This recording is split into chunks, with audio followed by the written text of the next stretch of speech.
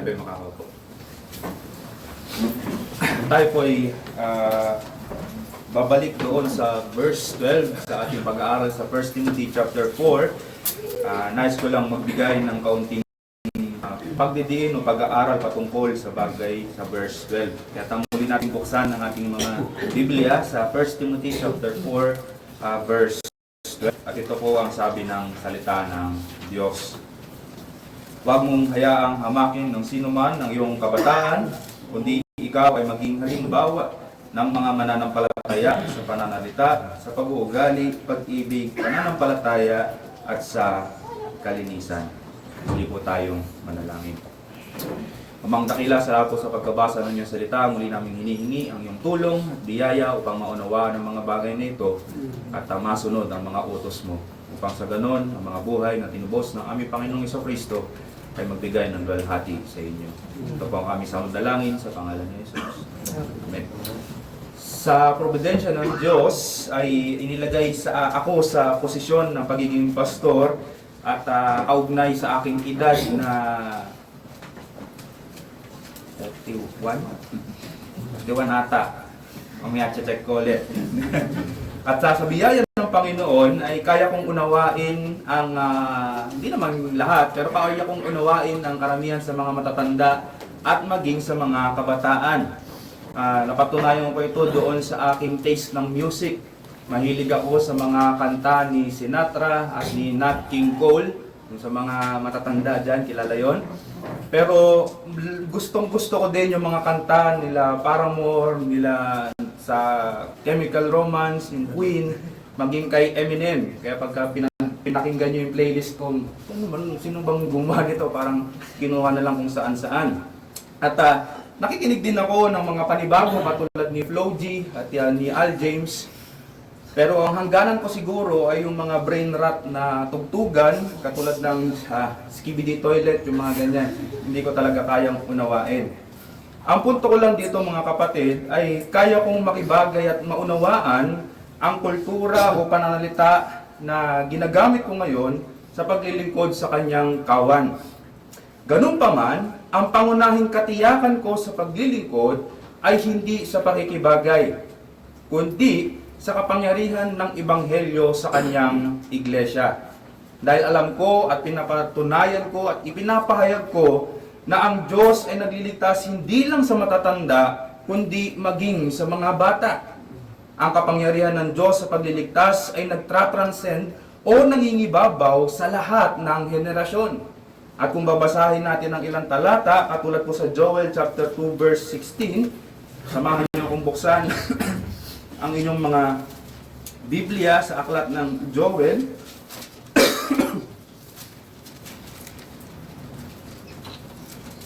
Nandun siya sa nakagitna.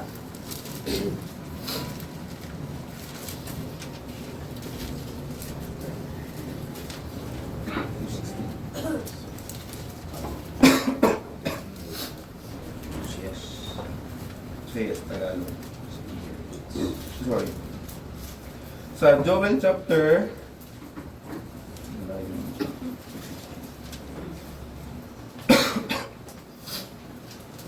2:16, may kita natin dito ang pagtawag ng Diyos sa kanyang iglesia, sa kanyang bayan, at ang sabi dito ng talata, tipunin ninyo ang bayan, pakabanalin ang kapulungan, tipunin ang matatanda, tipunin ang mga bata, at ang mga sanggol na pasusuhin.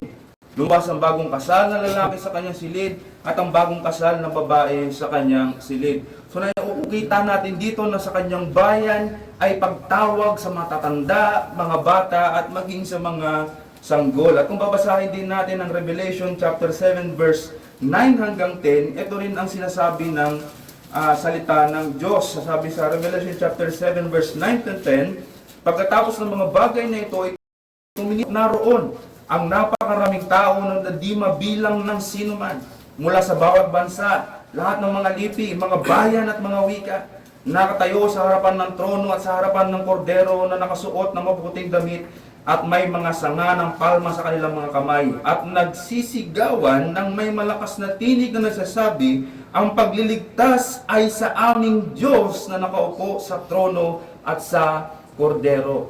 So makikita natin dito ang kapangyarihan ng pagliligtas ng Diyos ay hindi lang specific ng mga tao, kundi ito ay nasa lahat. Kaya niyang iligtas ang sinumang tao. Kaya sa biyaya ng Diyos, niloob din niya na sa loob ng iglesia ay binubuo ng iba't ibang edad. Hindi lahat tayo ay matanda. Hindi lahat tayo ay bata. Sa katotohanan, mapapansin natin ang kadalasang lengguwahe ng salita ng Diyos ay households, pamamahay. No, pagka tinignan natin ng isang bahay, kadalasan dyan merong matanda at merong mga bata. Sa isang bansa, hindi palagi sa bansa ay puro matatanda, meron ding mga bata. At lahat ng ito ay para sa ikatatatag at ikalalago ng bawat isa. Yun po ang biyaya ng Diyos sa kanyang iglesia.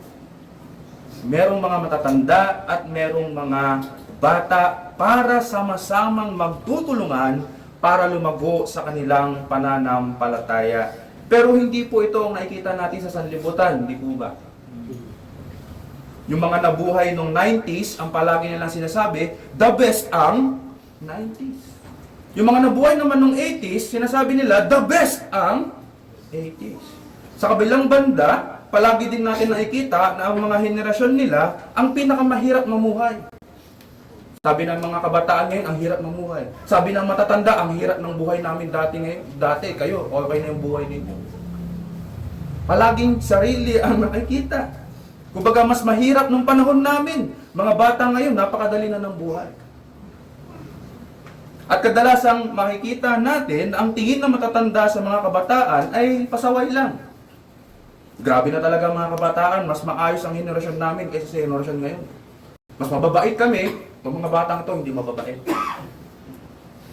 At mga kabataan naman, ang tingin naman sa matatanda ay puro mali. Minded naman nila. Hindi nila nauunawaan ang side ng mga kabataan. Paglaki ko, hindi ko gagayahin ng mga matatanda. Nakikita niyo mga kapatid, para bang merong hidwaan sa pagitan ng matatanda at mga bata. Pero sa iglesia mga kapatid, hindi dapat ganito. Dahil again, ang pagliligtas ng Panginoon ay para sa lahat ng edad. At niloob ng Diyos na punuin ang kanyang iglesia ng parehong matatanda at ng mga bata. Kaya ang goal or layunin ko ngayong umaga ay mapakita mula sa salita ng Diyos na ginagamit ng Diyos ang bawat isa sa ikalalago ng bawat isa. Hindi lang matatanda ang ginagamit niya, kundi maging mga kabataan. Kaya ang paksa po natin pinamagatang pong biyaya sa matatanda at kabataan. At 2 punto ang ating pagbubulayan. Una, ang matatanda ay biyaya sa kabataan. Kayo po ay biyaya ng Diyos sa kabataan. Pero ang pangalawang punto, ang kabataan ay biyaya din sa matatanda. Yun po ang ating pagbubulayan ngayong umaga. Una, ang matatanda ay biyaya sa kabataan. Makikita po natin ang prinsipyo patungkol sa pagiging matanda pagdating natin sa salita ng Diyos na ang mga matatanda ay binibigyan po ng mataas na paggalang sa salita ng Diyos. Kung babasahin natin ang Leviticus chapter 19 verse 32, makikita natin dito kung paano bigyang halaga ng Diyos ang katandaan sa kanyang bayan. Sabi po sa 19 verse 32, ito po ang sabi ng talata. Titindig ka sa harapan ng may gulang. Pag sinabi pong may gulang, matanda. At igagalang mo ang matanda. At katakutan mo ang iyong Diyos, ako ang Panginoon. Nakikita niyo po yung pagpapantay ng Diyos sa pagkatakot sa Diyos, sa paggalang sa Diyos, ay kasama dito ang paggalang sa matatanda o sa may gulang. So pag tinitignan natin yung mga text na ito, makikita natin na binibigyang halaga o mataas na pagtingin ang Diyos sa mga may gulang. Dahil sa biyaya ng Diyos, sila po o yung matatanda ay may kaunawaan o mas malalim na kaunawaan sa mga bagay-bagay. Katulad po na nabasa natin kanina sa Job chapter 12 verse 12. Basahin lang natin muli. Nabanggit ni James kanina. Sa Job chapter 12 verse 12, makikita natin dito. Sabi niya, nasa matanda ang karunungan, ang haba ng buhay ay ang kaunawaan. So ang mga matatanda daw ay merong karunungan. At dahil sa haba ng buhay nila, sa dami ng kanilang naranasan, ay meron silang kaunawaan. Ang mahabang buhay ay nagbibigay tanda na marami ng napagdaanan ng isang tao. Marami ng pagkakamaling nagawa, kaya may karunungang iwasan ng mga bagay. Di ba, for example, kung kayo po ay humawak sa mainit na bagay, ang next yung gagawin ay hindi na ulitin o hindi nahawakan kasi natuto na kayo doon. At ang matatanda, may mga bagay na ginawa nung sila'y kabataan, pero dahil naranasan nila ang consequence ng kanilang ginawa, ay kaya nilang iwasan mga bagay na iyon. Marami na silang naranasan na nagbigay ng karunungan sa kanilang buhay. May kaalaman sa kung ano ang pwedeng mangyari sa isang bagay. Kaya nagbibigay po ng mataas na pagkilala ang salita ng Diyos sa mga matatanda. Kaya kung babasahin din natin sa Proverbs chapter 6 verse 20 to 22, may kita natin dito ang napakagandang talata. Proverbs chapter 6 verse 20 to 22, itong sabi, anak ko, ingatan mo ang utos ng iyong ama at huwag mong pabayaan ang turo ng iyong ina. Sa iyong puso, ikintal mong lagi sa iyong leeg ay iyong italik. Kapag ikaw ay lumalakad, sa iyo'y magpapatnubay. Kapag ikaw ay natutulog, sa iyo'y magbabantay. At kapag ikaw ay gumising, ikaw ay kanyang kakausapin. So nakikita natin yung turo ng kanyang mga magulang ay nagbibigay sa kanya ng patnubay, pagbabantay at pangungusap. Dahil nga yun po ay karunungan na nakuha nila sa kanilang mahabang buhay. Napakalaki po talaga ng pagkakaiba ng taong subok sa giyera sa mga bagong salta. Kayo po ba pagka magpapa-surgery kayo, gusto nyo po ba yung veteranong surgeon o yung baguhan? Kaka-graduate pa lang. Siyempre, mas gusto nyo yung veterano. Kasi alam nyo na sa kanyang pagpa-practice, sa kanyang paggawa, ay nasanay na ang kanyang pagiging surgeon. Ganun pa man, meron pong kasalanan dapat iwasan ng mga matatanda. So mataas po ang pagkilala ng Diyos sa mga matatanda sa kanilang karunungan, pero meron pong kasalanan dapat iwasan ang mga matatanda. At ito po yung pagmamalaki sa kanilang pagiging matanda.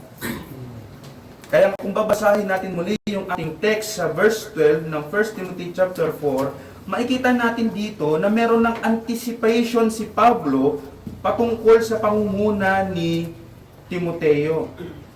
Dahil si Timoteo po ay bata pa, hindi pa ganun katanda, inanticipate ni Pablo na merong mga matatanda na hahamakin ang kanyang pagiging bata. Kaya nga sinabi niya sa verse 12, huwag mong hayaang hamakin ng sinuman ang iyong kabataan. Inanticipate ni Pablo, dahil si Timoteo ay bata pa, marami o merong mga tao na hahamakin siya dahil sa kanyang kabataan.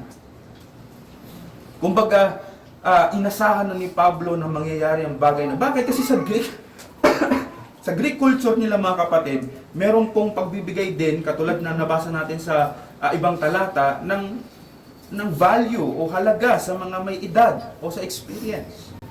At dahil si Timoteo nakapagbigay ng lakas sa akin, ay mga sabi sa pag-aaral, baka nasa mga 30s lang din siya. So, sa kultura ng panahon ni Timoteo, siya ay maituturing na isang bata. Maaring walang experience sa kanyang buhay. At ito rin po ay totoo sa panahon at kultura natin bilang mga Pilipino. Meron din tayong mataas na pagkilala sa matatanda, pero ang malungkot, merong masama at maliit at paghamak sa mga kabataan. Pero dahil sa experience ng matanda, ito po ay pinanggagalingan ng kanilang pagmamalaki. For example po, sa ating kultura, may mga naririnig tayo, marami ka pang nakaining bigas. Meron din magsasabi, nagkamali ka ng kinalaban mo. Ano yung susunod? Bata. Diba? Napapansin niyo ba yung sa pananalita? Pagka may minahamak ka, may minamalit ka, bata. Kamali ka ng kinalaban mo. Or yung kadalasang naririnig natin, papunta ka pa lang, pabalik na. Kung susumahin, kung titignan natin to, ito'y puro pagmamalaki lang kung titignan natin. Punta ka pa lang, pabalik na. Naalala ko nung hindi ko yung gagayahin ito, mga kabataan. Nung ako'y bata pa, pag ginagamit itong papunta ka pa lang, pabalik na ako, lagi kong sinasabi sa aking isipan, hindi ko sinasabi. Ang isipan, kaya man bumalik kasi wala ka. Pero nakikita niyo mga kapatid, pagyabangan lang yun. Hindi nakakatulong yun sa mga kabataan. Ngayon, mahalaga po ang experience.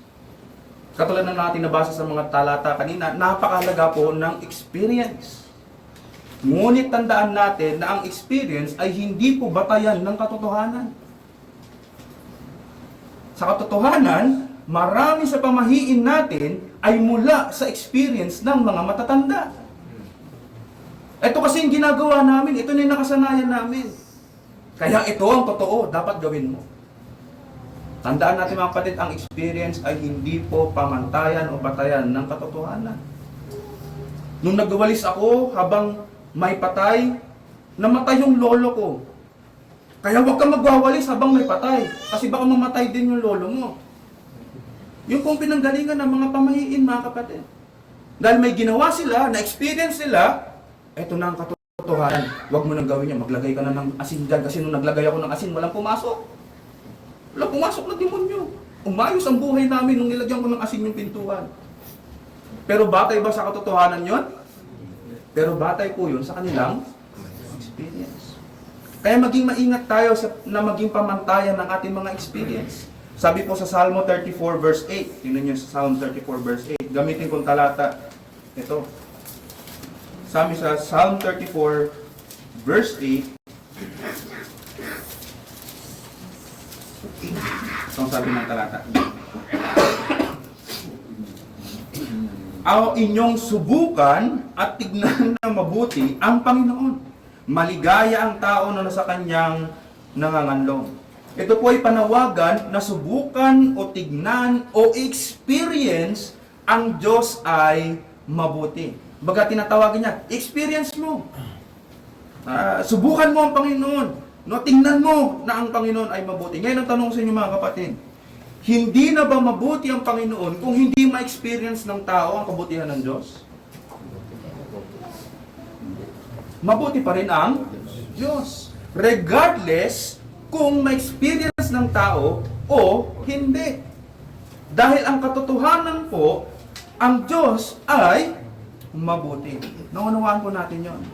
Nananatili pa rin mabuti ang Diyos kahit na hindi ma-experience ng tao dahil ito po ang katotohanan. Kaya muli mga kapatid, hindi po nakabatay ang katotohanan sa experience ng tao. Ngayon, wala na bang gamit ang experience? Meron po. Dahil sa experience, ayon sa salita ng Diyos, nagmamature ang isang tao.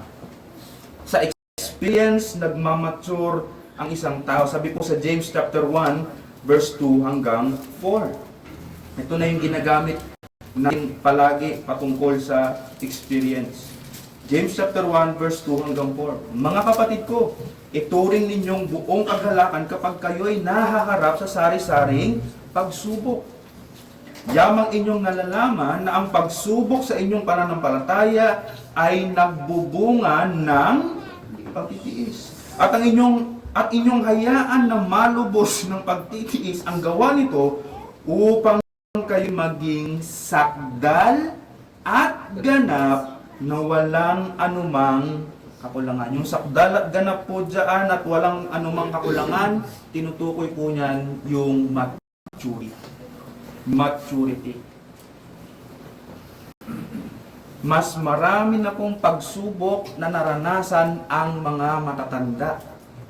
Amen po ba?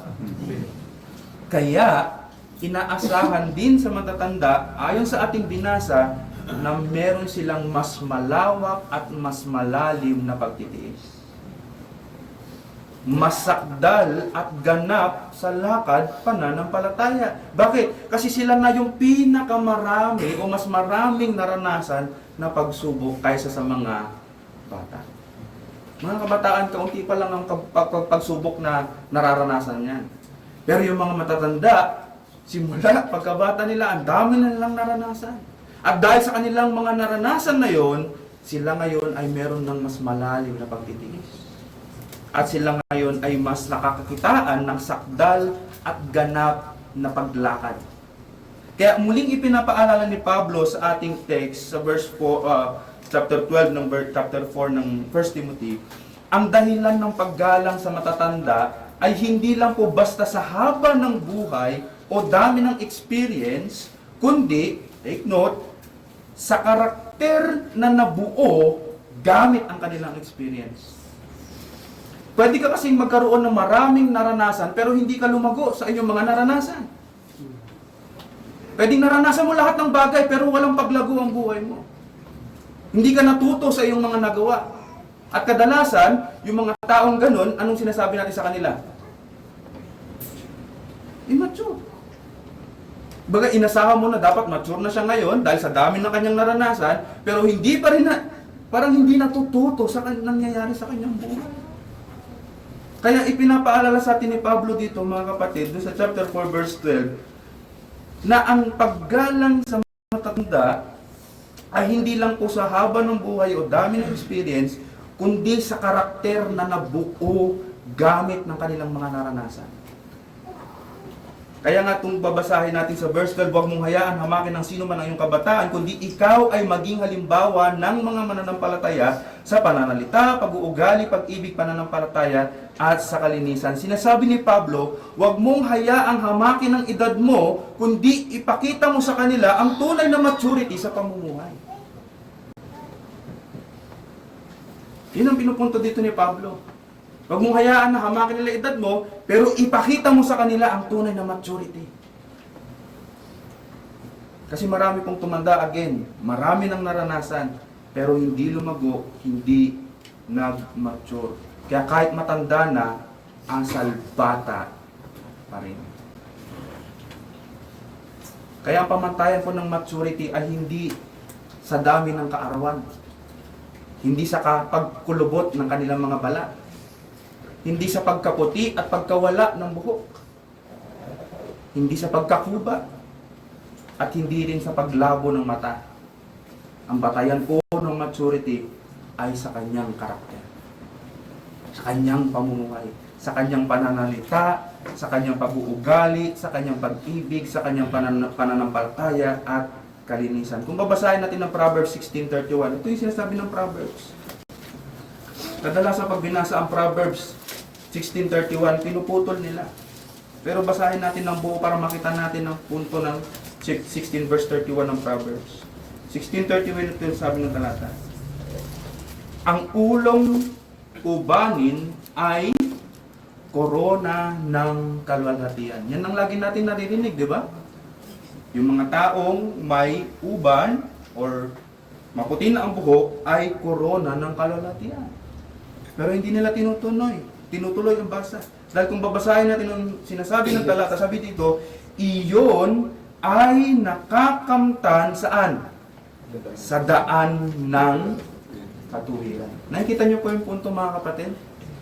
Yes, may kalwalhatian po yung mga taong may uban, yung sabihin matanda na.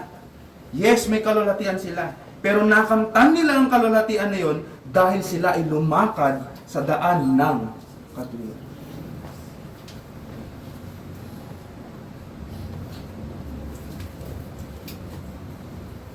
So kung may ipagmamalaki man ang mga matatanda, ay hindi lang dapat sa kanilang experience sa buhay, kundi sa matuwid na pamumuhay dahil sa kanilang mga karanasan. kung titingnan natin dito yung sinabi dito sa Proverbs, meron po kayong karapatan na magmalaki sa inyong katandaan. Pero kung magmamalaki man tayo sa ating katandaan, ipagmalaki natin yung matuwid na pamumuhay natin dahil sa ating lahat ng naranasan. Makita sa atin ang maturity sa pananalita, pag-uugali, pag-ibig, pananampalataya at kalinisan. Kaya mali po ang pagtanda kapag ang pagtanda niya ay lalong lumalabas ang bulok na kanyang pagkatao. Oh mga kapatid, pinapanalangin ko na mawala sa ating mga labi ang mga katagang unawain mo na lang dahil matanda na yan. Hindi po. Dapat ang umuunawa ay ang inuunawa dapat natin ay yung mga mangmang na kabataan at hindi yung mga dapat mature na matatanda. Naunawaan niyo po yung punto ng mga kapatid. Hindi dapat inuunawa ang matatanda. Ang inuunawa natin yung mga kabataan. Kasi kabataan ba yan eh. Pag-aaralan natin. Sabi sa 2 Corinthians chapter 4 verse 16. Tingnan niyo sabi. 4:16 ng 2 Corinthians, ito sabi ng talata. Kaya't kami ay hindi pinanghihinaan ng loob. Bagamat ang aming panlabas na pagkatao ay nabubulok. Ano daw po yung panlabas na pagkatao dito? Ito po yung tumutukoy sa kanilang pisikal na pagkatao. Ang aming panloob na pagkatao ay binabago sa araw-araw. Nakikita niyo po yung tapat at magandang pagtanda na habang nabubulok yung kanyang panlabas, pumuputi na ang buhok, nawawala na ang buhok, nawawala na ang ngipin, kumukulubot na, hindi na pogi, hindi na maganda, kasi matanda na, bumabaluktot na siya. Pero habang nabubulok yung kanyang panlabas na pagkatao, makikita mo naman yung ningning na kanyang panloob na pagkatao. At kapag nakakita kayo ng matandang ganun, hindi ba, yun yung kalwalwalhating matatanda. Yun yung kagalang-galang na matatanda. Pero tingnan nyo yung kabaliktaran. Ang tanda na, pero lumalabas lalo yung kanyang kapulukan. Ang hirap unawain. Kaya ang hamon ko at paghihikayat sa matatanda ngayong umaga, kayo po ay biyaya sa kabataan. Kayo po ay biyaya sa kabataan. Ang inyong karunungan ay hindi para sa pagmamalaki, kundi gamitin ninyo ang inyong karunungan para sa pagpapatatag ng iglesia. Sabi po sa Salmo 71 verse 18, itong sabi ng talata ng Psalm 71 verse 18.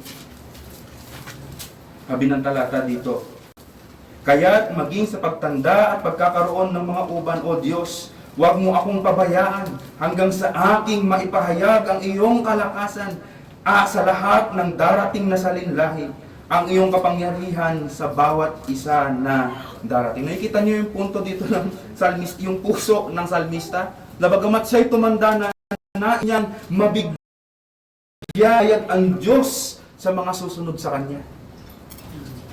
Gusto niyang magpuri sila sa Diyos, sambahin nila ang Diyos sa mga susunod sa Kanya. Kahit na siya'y tumanda na, gamitin siya ng Panginoon. At sinabi sa Titus chapter 2, verse 2 to 4, ganun din na pakiusap o pagtuturo ni Pablo sa iglesia. Titus chapter 2, verse 2 to 4. Itong sabi ng talata. Ang matatandang lalaki ay dapat maging mapagpigil sa sarili, kagalang-galang, matino, malakas sa pananampalataya, sa pag-ibig at sa pagtitiis. Ito pong hinihingi ng Diyos sa mga matatandang lalaki. Dapat maging, hindi pwede, minsan, kundi dapat maging. Sabihan mo rin na matatandang babae. Sabi verse 2. Na maging magalang sa kanilang asal, hindi mapanirampuri, ni paalipin man sa alak, dapat sila magturo ng kabutihan upang kanilang maturuan ang mga kabataan babae na ibigin ng kanilang mga asawa, ibigin ng kanilang mga anak. Nakikita niyo po yung flow sa loob ng iglesia. Yung mga matatanda, nagpapakita ng kagalang-galang, maayos na pamumuhay at nagtuturo sa mga kabataan. Nakita niyo yung flow mga kapatid? Kaya kayo po mga matatanda, biyaya kayo sa iglesia. Bakit? Kasi kayo yung gagamitin ng Diyos upang turuan ng mga kabataan. Kaya ang hikayat ko sa inyo, ipakita nyo sa kabataan ng kagalang-galang na pamumuhay. Turuan nyo ang mga kabataan sa kanilang mga kamangmangan. Pero ito rin ang hikayat ko, maging matyaga at mapagpasensya sa mga kabataan. Bakit? Kasi ikaw rin ay dating kabataan at mangmang sa maraming bagay. Dumaan din kayo sa kabataan. Hindi rin kayo marunong nung una. Kaya maging mapagpasensya tayo sa mga kabataan. Kayo rin ay dating matitigas ang ulo. Ayaw nilang umamin. Dati rin matigas ang ulo ninyo. Hindi pa laging masaya ang magulang ninyo. Kung tatanungin natin sila ngayon, baka sabihin nila na, matigas ng ulo talaga niya. Naku, paano mga kapatid? Dumaan din kayo sa kabataan. Kaya dapat kayo ang nakakaunawa sa mga katigasan ng ulo ng mga kabataan. Pakinggan natin ang mga sinasabi ng kabataan. Hindi nyo ba napapansin ang kadalasang sinasabi ng kabataan ngayon? Pakinggan nyo naman yung sinasabi ko. Ngayon, pakikinig natin sa mga kabataan, hindi para sundin sila sa lahat ng gusto nila, kundi para maipakita kung saan sila nagkakamali. Pero ang mahalaga dito mga kapatid, huwag nating isara ang pintuan ng pag-uusap sapagkat dito kayo makakapagturo ng tama o mali sa inyong sa mga kabataan. Pero pag sinarado natin yung pag-uusap, ay hindi, basta matanda ako, ikaw bata, makinig ka sa akin. Pag sinarado natin yun, hindi natin sila natuturuan. Magtatanong sila, bakit? Bakit? Ano? Bakit ganyan? Bakit ganyan? Pero kung bubuksan natin ang pag-uusap, maipapaliwanag natin sa kanila kung saan sila nagkakamali. Maaaring may kinakausap ako na nakita ninyong pumalya kayo sa mga bagay na ito. Nagmalaki ka sa iyong katandaan at karunungan, hindi mo ginamit ang katandaan para sa ikatatatag ng kabataan, o hindi ka naging magandang halimbawa bilang matanda, o nawalan ka ng pasensya sa mga kabataan. Itong panghikayat ko, huwag kang panghinaan ng loob. Magsisika, magpakumbaba sa Panginoon. May kapatawarang pangako ang Diyos. Ipinapakita lang sa iyo ng Panginoon na kailangan mo pa rin si Kristo. Kahit matanda ka na, kailangan mo pa rin si Kristo. Kailangan mo pa rin lumago sa pananampalataya. Kaya kung pumalya ka, magpakababa ka. Humingi ka ng tawad sa Panginoon. Maging halimbawa ka sa iyong pagkukulang. Hindi mo kailangan maging perfecto eh. Pero ipakita mo sa mga kabataan kung papaano magpakumbaba. Ipakita mo sa mga kabataan kung papaano magsisi. Ipakita mo sa mga kabataan kung papaano magbago. Ipakita mo sa mga kabataan kung papaano hindi maging matigas ang ulo at hindi maging rebelde sa Diyos. Ipakita mo ngayon sa mga kabataan bilang matanda kung papaano magsisi at sumampalataya kay Kristo. At kung gagawin mo yun, tunay na magiging biyaya ka sa mga kabataan. Yun po ang una kong punto. Pangalawang punto sa mga kabataan. Ang kabataan ay biyaya sa matatanda. Ngayon, hindi po tikom ang Biblia pagdating po sa kabataan. Actually, sa aking pag-aaral nga sa kabataan, mga kabataan, medyo kawawa tayo sa Bible. Medyo pangit sa pakinggan. Pero ito ang katotohanan. Kailangan nating tanggapin. Sabi sa Proverbs 22 verse 15. Proverbs 22 verse 15, itong sabi ng talata. 22:15 itong sabi niya, nababalot sa puso ng bata ang kahamalan. Kaya pag may napapakinggan kayong o napapanood nyo sa balita, lalo-lalo na ngayon, may mga bago na yung kailan ba, yung sabi na yung nawala sa isipan ko. Sorry.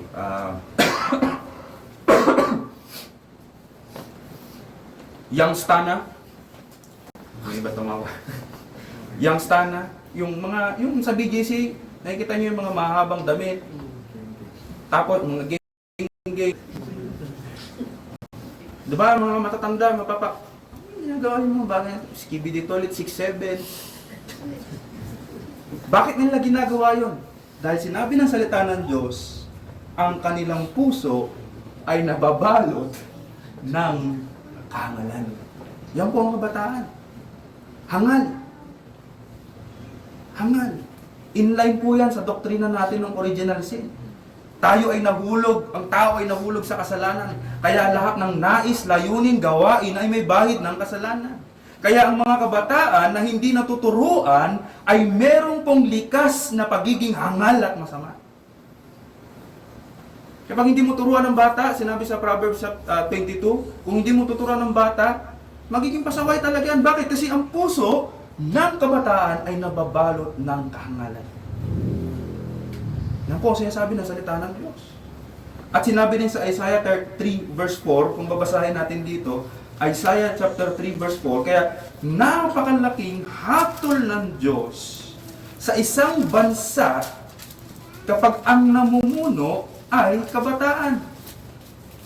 Sabi sa Isaiah chapter 3 verse 4, itong sabi ng talata, gagawin kong pinuno nila ang mga batang lalaki at ang mga sanggol ang mamumuno sa kanila.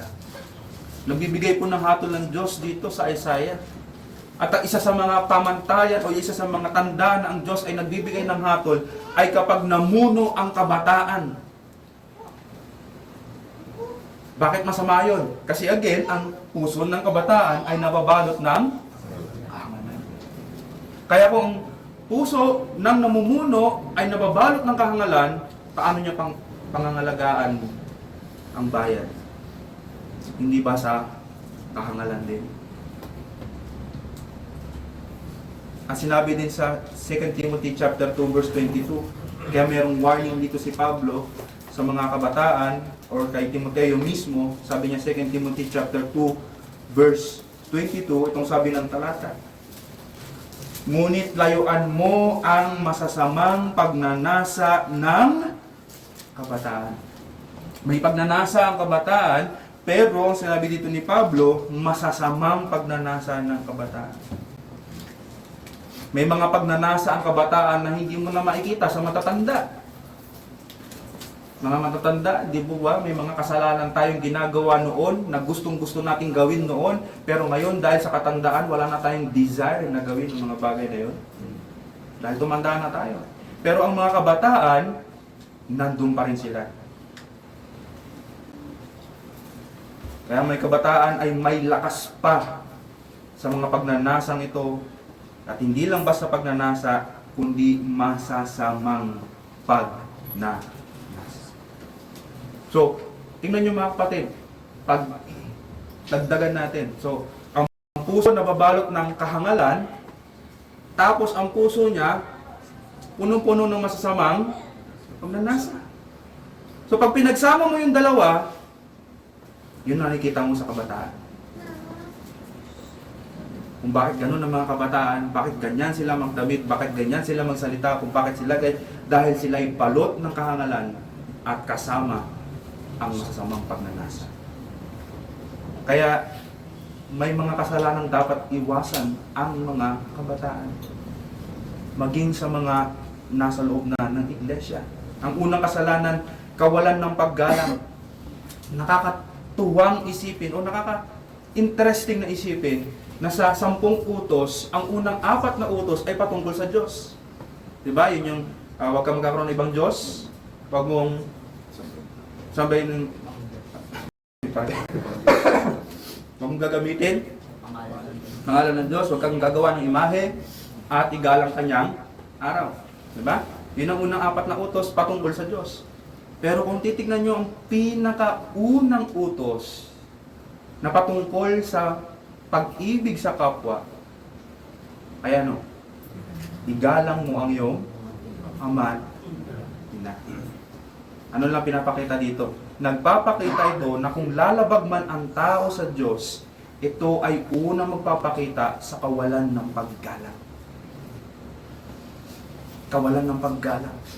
Kaya mga kabataan, ang inclination ng laman ay hindi gumalang. Pero ang hindi paggalang ay kahangalan.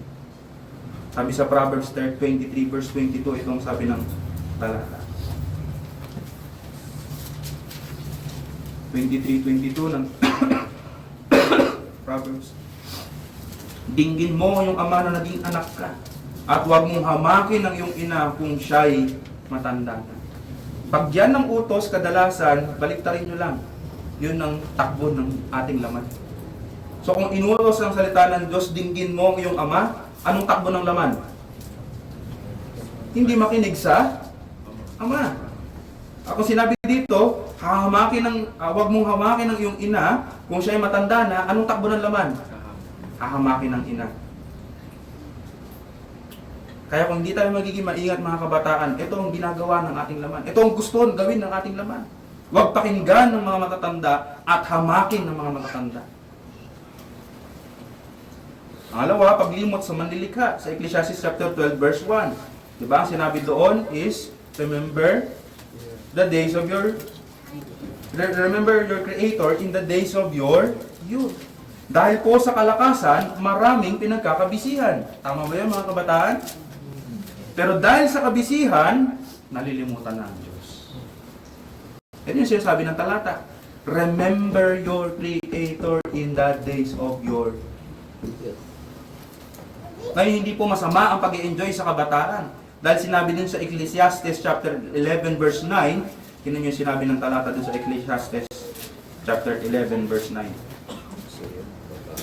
Sabi dito, ikaw o magalak binata sa iyong kabataan, at pasayahin ka ng iyong puso sa mga araw ng iyong kabataan. Lumakad ka sa mga lakad ng iyong puso at sa paningin ng iyong mga mata. Ngunit, alamin mo na dahil sa lahat ng mga bagay na ito, ay dadalhin ka ng Diyos sa paghuhukom.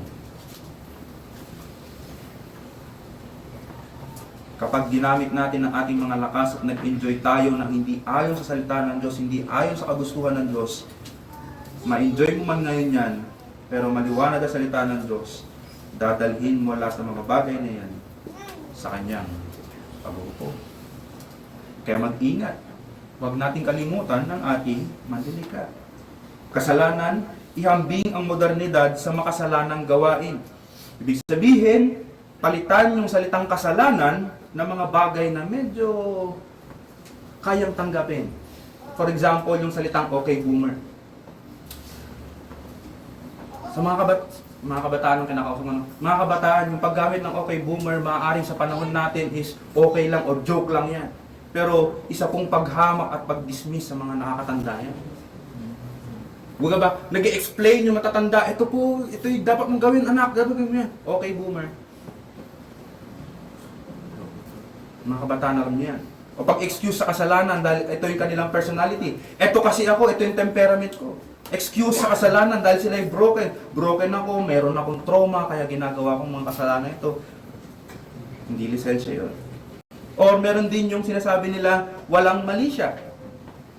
Ito po ay classical defense for inappropriate intimacy. A man might be too touchy with a female friend and claim, walang mali siya, close lang talaga kami.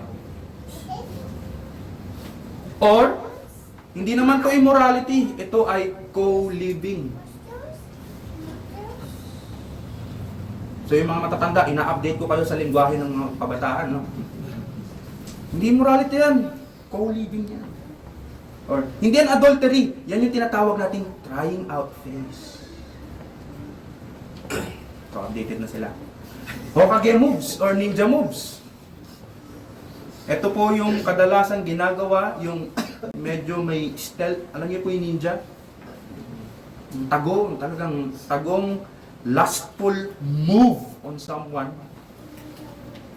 Ito po yung sexual aggression at manipulation, pero ginagawang modernidad na, ay, Hokage moves. Nanghihipo na po, ang sabi ng kabataan, Hokage moves, ninja moves yun na. Pero nanghihipo. Kita niyo yung mga kabataan? Or yung salitang charot. Baga, nagsinungaling, nanlait, nagslander, Pero pag nilagyan mo ng charot sa dulo yan, joke lang yun. Bobo naman yan eh. Charot. Tandaan natin mga kapatid, ang nagsasabi ng raka sa kanyang kapatid ay karapat dapat sa impyerno. Yung salitang deserve, kadalasan naging excuse sa gluttony, overspending at laziness, katamaran. Bumili ako ng mahal na kape kahit na wala akong pera. Deserve ko naman yun kasi pagod ako. Ginagawa yung lack ng self-control bilang reward sa kanyang sarili. Kasalanan yun. Or yung budol. Dati ang budol ay scam lang, no? Pero ngayon, ang budol ay pagtatanggal ng responsibilidad sa kanilang stewardship sa convincing power nung nagbebenta. Na-convince niya ako, nabudol niya ako. Imbis na maging steward ka sa iyong pera, sinisi mo pa yung ibang tao na nagbebenta. Protecting my peace. O kausapin mo siya, meron kayong ano tawag nito, meron kayong hidwaan, pero pinoprotektahan ko yung, ayaw kong maipag-usap sa kanya kasi pinoprotektahan ko yung kapayapaan sa puso ko. Nirebuke ako ni pastor sa church, di na ako dadalo para maprotektahan ko yung kapayapaan sa puso. Protecting my peace. Kung matatanda, pakinggan nyo yung mga sinasabi ng mga kabataan. Or main character energy. Pinopromote nila ang narcissism, self-centeredness bilang confidence. Makasarili na, sa harapan ng Diyos, makasalanan, pero makasarili ay main character, lakas ng aura.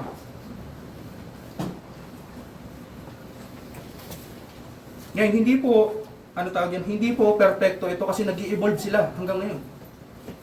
Medyo outdated na nga ito kung titignan mo . Ang gusto ko lang ipakita dito mga kapatid, maraming imbensyon ng tao, partikular ang mga kabataan sa kasalanan. Kaya ang hamon ko sa mga kabataan, huwag nating baliwalain ang babala ng Biblia tungkol sa pagiging kabataan. Bilang kabataan, meron tayong likas na pagiging makasalanan, may kahangalan. Kaya mas malaki ang oportunidad natin at kakayahan na magawa natin ang maraming uri ng kasalanan. Meron pa tayong lakas, binigyan pa tayo ng lakas sa ating kabataan. Pero tatandaan mo na ang bawat gamit ng lakas na yan ay ipagsusulit sa Panginoon. Paano tayo makakaiwas mga kabataan? Ang sabi sa Salmo 119, verse 9, itong sabi ng talata. 119, verse 9. Paano tayo makakaiwas sa mga bagay na yan? Panatilihin mong, paano mapapanatiling dalisay ng kabataan ng kanilang daan? Sa pamamagitan ng pag-iingat nito ayon sa iyong salita. So mga kabataan, mga kapwa ko kabataan, kung gusto natin makaiwas sa kahangalan ng ating puso, sa kasamaan ng mga youthful passions natin, tayo ay mag-ingat sa pamamagitan ng salita ng Diyos. Ang salita ng Diyos ang maging gabay natin sa ating buhay.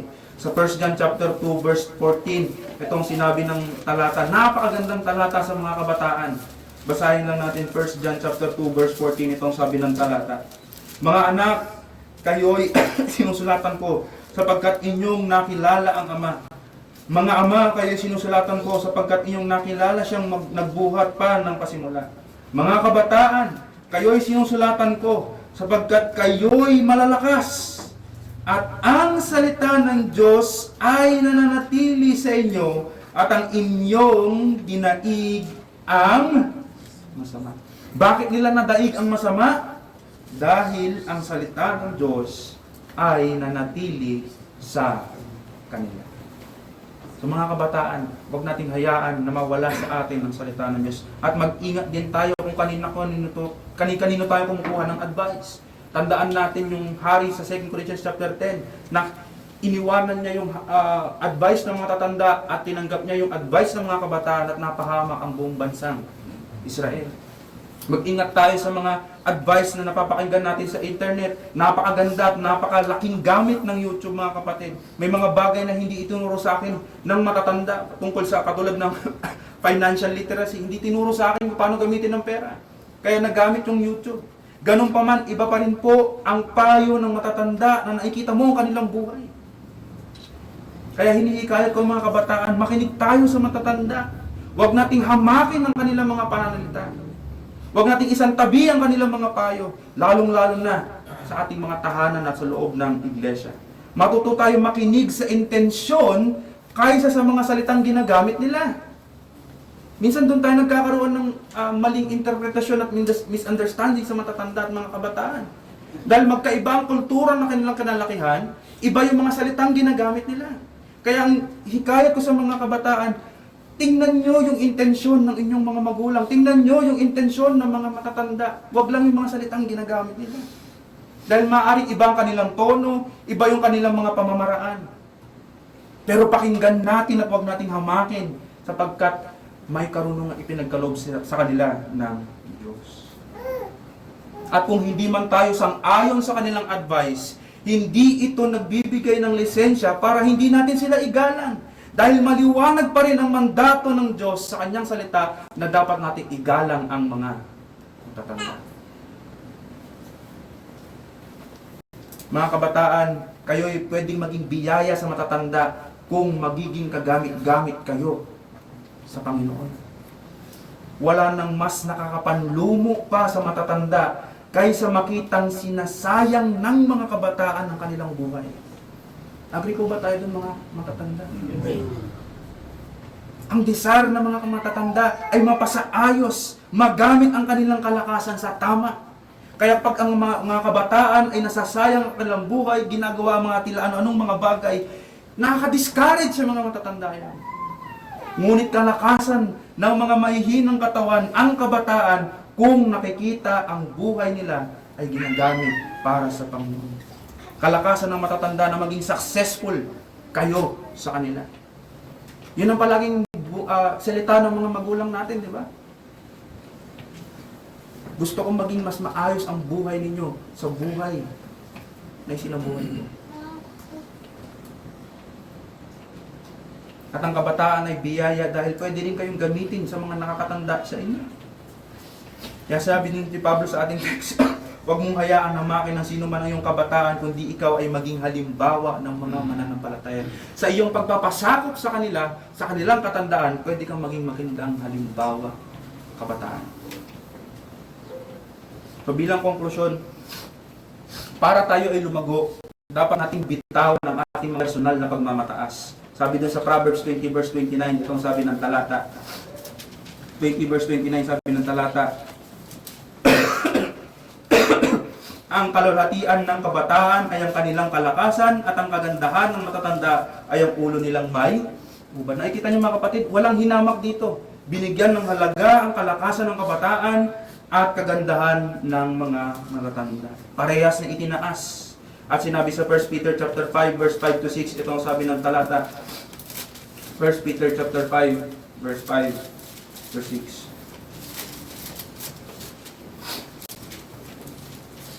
1 Peter chapter 5 verse 5 to 6, ito ang sabi ng talata. Gayon din naman kayong mga kabataan, pasakop kayo sa matatanda. Utos po yan mga kabataan. At kayong lahat ay magsuot ng kapakumbabaan sa iyong pakikitungo sa isa't isa sapagkat ang Diyos ay sumasalungat sa mga palalo, ngunit nagbibigay ng biyaya sa mga mapagkumbaba. May maliwanag po naman dato na magpasakop ang mga kabataan, ngunit may maliwanag din naman dato na magbigay ng kapakumbabaan ang mga matatanda. Bakit? Dahil lahat tayo ay nasa ilalim ng Diyos, kaya hanapin natin na makapagtitibay sa isa't isa at gamitin ng bawat isa sa atin. Ang matanda ay biyaya sa kabataan at ang kabataan ay biyaya sa matanda. Sa mga hindi po mananampalataya, sa mga kabataan natin dito, ang kaligtasan ay pwedeng pumunta sa iyo. Pwede mo makamit ang kaligtasan kung ikaw ay tunay na magsisisi at sumampalataya kay Kristo. Kahit bata ka pa, pwede kang maligtas. Huwag mo nang antayin na mag 18 years old ka. Kung naunawaan mo ng salita ng Diyos, magsisi ka na at sumampalataya, pwede kang maligtas. Sa mga matatanda na maaaring iniisip nila matanda na sila, hindi na sila kagamit-gamit sa Panginoon, hindi yun ang hinihingi sa iyo ng Diyos. Nais kanyang iligtas, kaya kahit matanda ka na, kung naunawaan mong salita niya, magsisi at sumampalataya ka kay Kristo. At gamitin ka sa loob ng iglesia. Kahit na nasayang mo na ang iyong kabataan sa mga kasalanan, pwede ka pa rin gamitin ng Diyos sa kanyang iglesia. Ituro mo sa mga kabataan ang tunay na pagsisisi. Tayo po ay manalangin. Amang dakila, salamat po sa inyong biyaya na binigyan nyo kami ng iglesia na hindi puro matatanda at hindi rin puro mga bata, kundi pinakita nyo sa amin ang pagkalawak ng iyong pagliligtas, na bagamat mga bata at kabataan at baging mga matatanda ay nililigtas nyo mula sa kapahamakan. Nawa, ang pagliligtas na ito ay hindi matigil sa pagliligtas lang, kundi maging kagamit-gamit sa bawat isa, sa paglago at sa paglakad namin sa aming pananampalataya. Huwag niyo pong hayaan na magmalaki ang sino man sa amin, sa mga kabataan, sa kanilang kalakasan, sa katandaan, sa kanilang mga karanasan, kundi gamitin ang aming kalakasan bilang kabataan sa paglilingkod sa matatanda at gamitin ang karunungan ng matatanda para sa ikalalago ng mga kabataan. Tulungan niyo po ang iglesyang ito at lahat ng ito ay mauwi sa kapurihan, kalalatian ng iyong pangalan. Ito ang aming samad na langin sa pangalan ni Jesus. Hiningi ko po ang sandaling katahimikan upang pagnilayan natin ating napakinggan.